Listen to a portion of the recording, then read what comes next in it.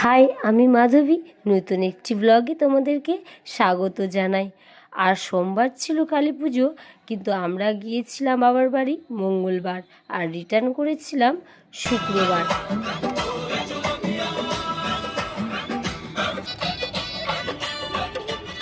আর জানো তো, আজ এখানে আমি আখের রস দেখি, সেখানে কিন্তু আমার খেতে ইচ্ছা করে। আর জায়গাটা ছিল নূরপুর ব্রিজের কাছে, আর ভিউটাও ছিল ভীষণ সুন্দর। তাই আমরা একটু নেমে পড়েছিলাম।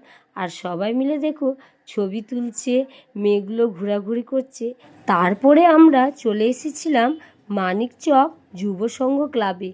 আর প্যান্ডেলটা ছিল ভীষণ সুন্দর, তাই আমরা দেখার জন্যে নেমে পড়েছিলাম। মায়ের মুখটাও দেখো ভীষণ সুন্দর করেছিল।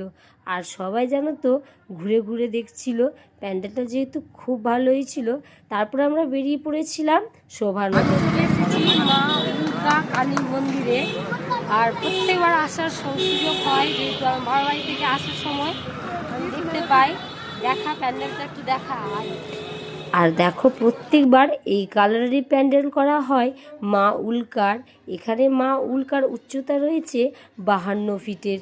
সত্যি অসাধারণ, এত ভালো লাগে। আর প্রত্যেকবার মায়ের দর্শন আমি পেয়ে যাই। তারপরে মেয়েরা বায়না করলো চলো একটু মেলার মধ্যে ঢুকে পড়ি। আর আমরা মেয়েদের জন্য একটু মেলার ভেতরে ঢুকে গিয়েছিলাম।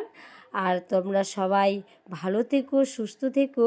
আজকের ব্লগটা এখানেই শেষ করছি। ধন্যবাদ সকলকে।